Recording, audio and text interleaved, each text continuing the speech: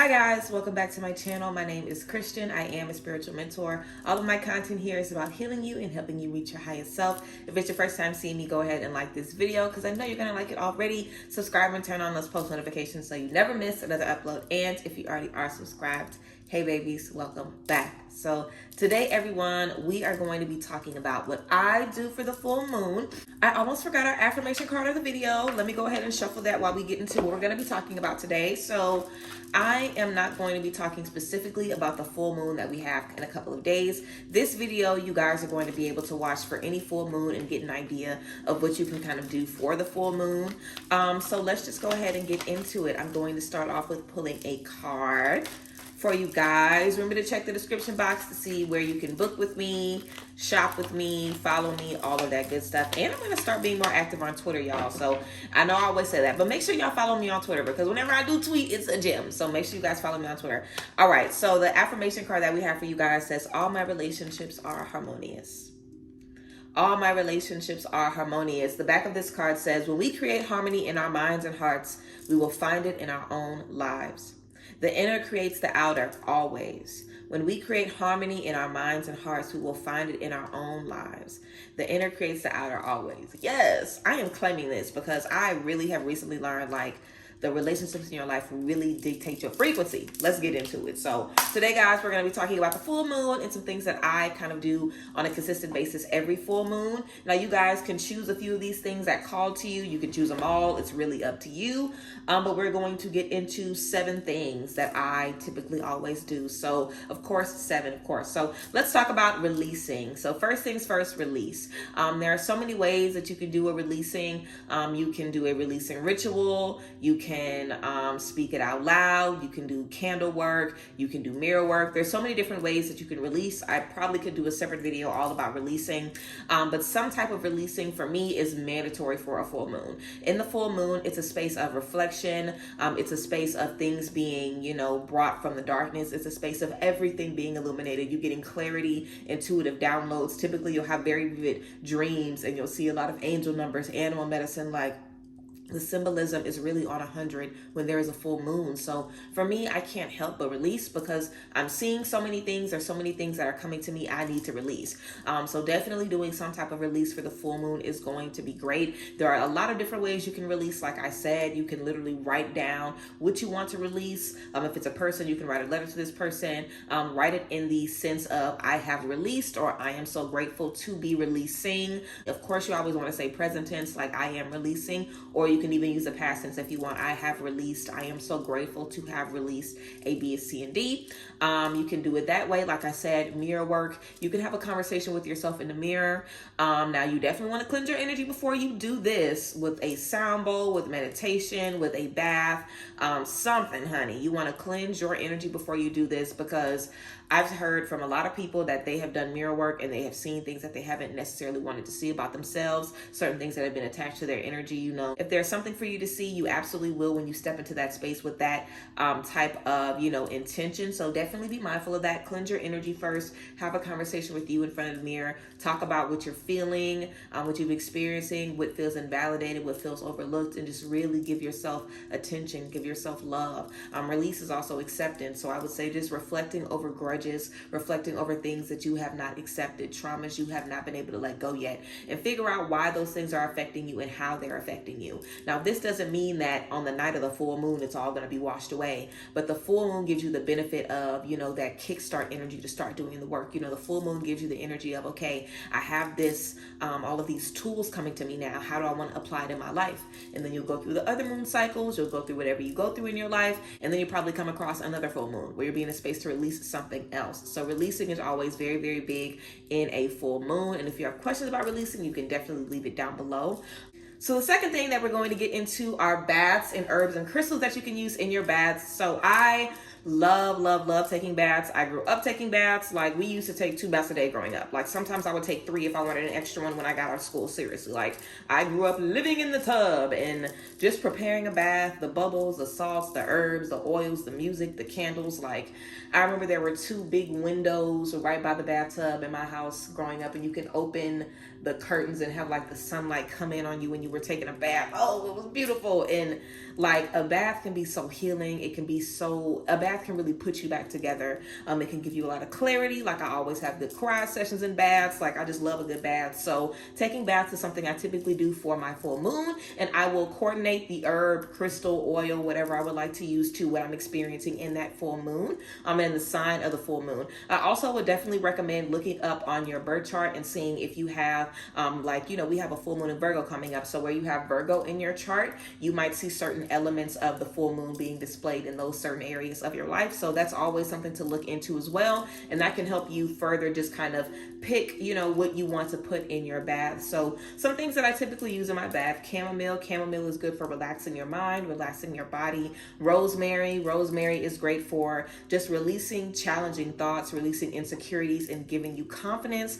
If I'm going to be working for manifesting money and abundance, I'll use lemongrass, peppermint. Lavender is great, of course, to just calm your body down, bring you beautiful divine energies. I use rose for self-love, to just bring in self-love and healing vibes, into my space. Passion as well, fire energy. So yeah, those are just kind of like, I feel those are my go-tos, but there's so many different herbs, of course, that you can use in your bath. Find different combinations that work with you, and crystals as well. Some basics that I use are rose quartz for self-love, healing, release, clear quartz for literally anything, amethyst for mental protection, for strength, for clearing my energy as well, citrine if I need some creativity or some blessings in my sacral chakra. That's another thing that you can do, kind of coordinate with the chakras based on what you need in that full moon. I think the biggest thing to do just in every full moon is, when you know there's a full moon coming around, research the full moon, look it up, figure out what other people are saying about it, pull yourself some cards on it, pull an affirmation card on it. If you're not going to pull cards on it, or you don't pull cards, do some journaling about the full moon and what you read online about the energies that are coming in. Like, I think it's great to just figure out how the full moon is showing up for you before you start to add in all of these little extras, because the extras are only going to support what the full moon is doing in your space. So that's something to be mindful of too. Also, when I'm in my bath, sometimes I like to do journaling. Sometimes I just like to listen to music and dance. Sometimes I just like to talk out loud to God or to myself. It really just depends. And sometimes I've spent an hour in the bath. Usually I feel, for me, an hour is kind of like my average. I really just feel like every time I sit in the bath with the intention of doing work, I'm in there for an hour. And I'll be comfortable, honey. So it really is whatever works for you. You can do 10 minutes, 5 minutes, 30 minutes, whatever works for you. Seriously, that's just what works for me. So yeah, let's go ahead and keep going and talk about cleaning. So cleaning is something great to do for the full moon. The full moon is all about releasing, bringing in new energies and preparation. The full moon is about preparing for the new beginning. And in that preparation, you're releasing what doesn't serve the new beginnings. So cleaning is going to be great. I would definitely recommend going in your closet, looking around your office. If there's old paper you don't need, old magazines you don't need, old mail you don't need, old clothes, whatever the case may be, throwing that stuff out. If you have a lot of very, very empty candles, if you have a lot of empty stuff in your fridge, whatever the case may be, this is really the time to cleanse your space and move things around. I also think the full moon is a great time to bless your home as well. So typically what I do when I'm doing my deep clean of my home, I'll clean everything from top to bottom, bathrooms, I'll dump out the trash, I'll wash all the sheets, everything. And then I clean my kitchen last. I use pine oil, like concentrated pine oil and like pine salt, to mop everything so it's very, very clean and hit you in your face when you walk in. And then after that, I sprinkle whatever herb I want to sprinkle on my floor, and I sweep all of that out on my balcony. My front door is like a carpeted hallway. So typically you would sweep your things through the front door. I don't sweep them through the front door. I sweep them off of my balcony because that is outside and they're allowed to blow in the wind. So I just like that better. Also, the balcony is where I do my releasing rituals when I'm burning things. So I prefer to use my balcony. But if you have the ability to sweep out of your front door, then you can definitely do that as well. Herbs that I typically use, I typically always do cinnamon. Something I would also use is lavender and rose, but cinnamon is just such a traditional way of sweeping prosperity and abundance through your home. There are actual cinnamon brooms that you can purchase and bring out whenever the full moon is coming around, or just weekly or whenever you need to. But for me, I really just get cinnamon from the store, and I am saying affirmations as I'm sprinkling my herbs throughout my floors. Of course, I only do this on my hardwood floors. So I'm sprinkling this throughout the floors, and then I water just sweep off of the balcony. So cleansing your space, blessing your space is going to be beautiful for the full moon as well. A few things that you can charge during the full moon. You can charge your crystals or just journals, card decks, anything you want to. You can lay them under the light of the full moon in a windowsill or outside directly under the full moon. You can also make moon water by putting water inside of a glass jar, and you can use any kind of water, and you can use this water in your spiritual baths. You can use it in cooking. You can use it for teas. You can use it for all kinds of things, basically, because you know that is the water that has absorbed the energy from the moon. So yeah, you can do that as well. I also think the full moon is a great time for emotional release. So of course, this is crying. If you have to cry, if you have something that has been on your chest, something that's been on your heart, the full moon is a great time to release it. If you've been needing to cry or just needing to release something, I think the full moon is just a great time to get into that space, because you will get something out of your emotional release. Like, the universe is set up in a way that during the full moon, your emotions are honored with clarity. They're honored with integrity. They're honored with love, with compassion, from yourself, from the universe. You know, you'll get clarity in exchange for your vulnerability. You know, it won't be a place where you're just kind of cracked open for nothing. Like, you will see the change that comes in your life when you're open to clarity, open to understanding, open to acceptance in different ways. So emotional release is great during the full moon. And I would definitely recommend doing some guided meditations for emotional release, possibly looking up online some guided meditations that you can do, and just focusing on certain things that you can release. I would definitely recommend, you know, just a simple guided meditation you guys can do. Focus on any trauma or any heaviness that's weighing on you, and then focus on the things that you can bring into your life that will make your life better. Focus on the things that you have gained and the lessons you've learned from that trauma. And literally, as you focus on, you know, how more incredible you are because of what you've gone through, how much more stronger you are because of what you've gone through, just a simple fact that you are still here because of what you've gone through. Like, once you're able to find that light in the absolute pit of nothing, holding on to that makes your load lighter and lighter. And I feel like when you're in that space of visualizing your trauma and then visualizing ways that you can turn it around and release yourself from it, it makes you feel lighter in those moments as well. So I would definitely envision, as you have those powerful energies coming into your mind, those powerful thoughts of love, of, you know, your self-worth, who you are coming into your mind, feeling that load get lighter and lighter, and just envisioning a white light beaming from inside of you, making this load light. You know, there's so many ways to do guided meditations, visualizations, but the full moon is a great time to do it, and emotionally releasing is a great thing to do in that space as well. So yeah, moving forward, we have, now I know I definitely have said more than 7 things, but it's okay. So we have nature for gratitude and grounding. So something I always try to do during the full moon is get some sun, step outside, get my feet in some grass, look up at the sun, breathe in the fresh air. I think it's great for gratitude, one, because no matter what we're experiencing, it really is a blessing to just be alive. And for some reason, me just going outside and seeing everybody going around about their day, seeing the little bunnies in this little, you know, lawn across my across the street, you know, seeing like the blue skies, the airplanes flying overhead, like the city, like, you know, it just reminds me that I am not in this universe by myself. I'm not fighting a war that isn't worth winning. You know, like, I am a part of this, just like we are all a part of this. And it's a gift to be a part of this, because there are so many people that are not here anymore. And, you know, sometimes you need that reminder to just be grateful for life, be grateful for the opportunity to participate in the discovery and in the lessons. And I think the full moon is a great place to show gratitude for that vulnerability. Also, we have grounding. So we know grounding is about survival, feeling safe, feeling like you are on solid ground, feeling like no matter what, you are protected, feeling like you have something that anchors you to the truth, that anchors you to yourself, that anchors you to the universe. So definitely grounding work connected with nature is incredible for, of course, the full moon, because you need that strength to, you know, do the hard work and the hard reflection. So definitely getting into nature is something awesome to do for every full moon. Moving forward, okay, I already talked about this. Look at birth chart and see if there's any correlations. I definitely think that would be something good to journal about, or whatever the case may be. And also, if you guys are interested in just knowing the full moons and all of their signs and stuff for the rest rest of the year. You can look up a moon calendar, or you can buy an Astro guide from me, where I break down what you can do for every, full moon and new moon. I give you the signs of the new moons and let you know when the full moons and the new moons are.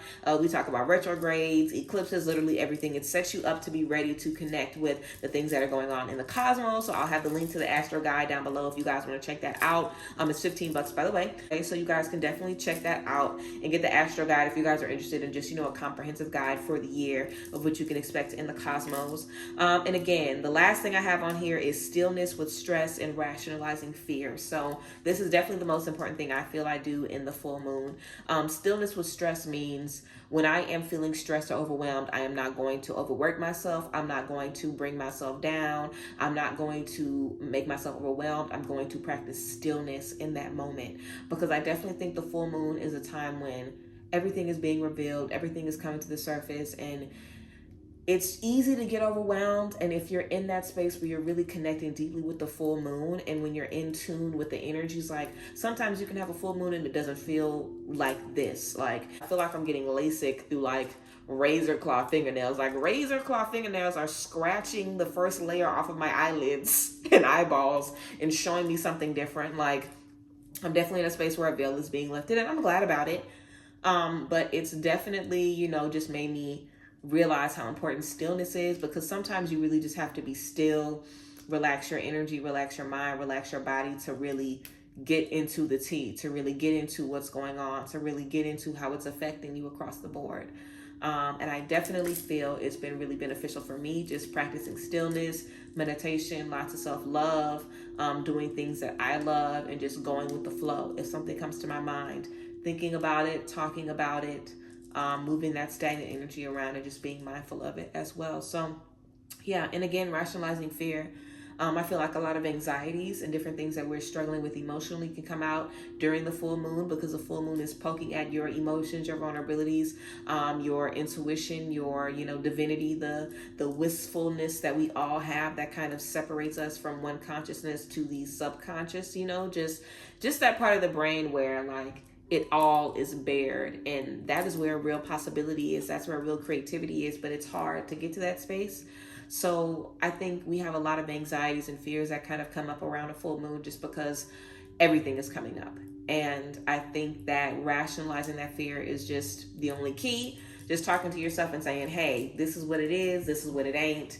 This is your anxiety. This is your stress. This is your fear. You're feeling this because this. Having those conversations with yourself and literally talking yourself down. Having those talks with yourself and making sense of what you're feeling is so important, because you're going to be feeling a lot of things. So if you're only getting more and more turned off by the violence sometimes of your thoughts, because you can have a lot of very crazy things going through your mind in a full moon, especially when you're dealing with a lot in your life. So definitely just kind of rationalizing those things, understanding where they're coming from, why they're coming up, how they are coming up. I think that's super, super important on just, giving you a solid foundation to stand on. And also that grounding work is going to help you rationalize that fear as well, and understand that, yes, maybe those fears do exist. They are real, but you are still where you are in spite of those things. And because of that, you can do more. Because of that, it hasn't stopped you yet, So yeah, I hope you guys enjoyed this little video talking about some things that I do for the full moon, just a little spiel. I hope you guys appreciated this. If there are certain things that you do for the full moon, let us know down below. And like I said, if you have questions about any of this or videos that you want to see about any of these things, then let me know. So yeah, I love you guys and appreciate y'all. Make sure you check the description box to see how you can get the Astro guide, book sessions with me, all of that good stuff. But yes, I will see you guys next time. And I love y'all, of course. Bye guys. Bless.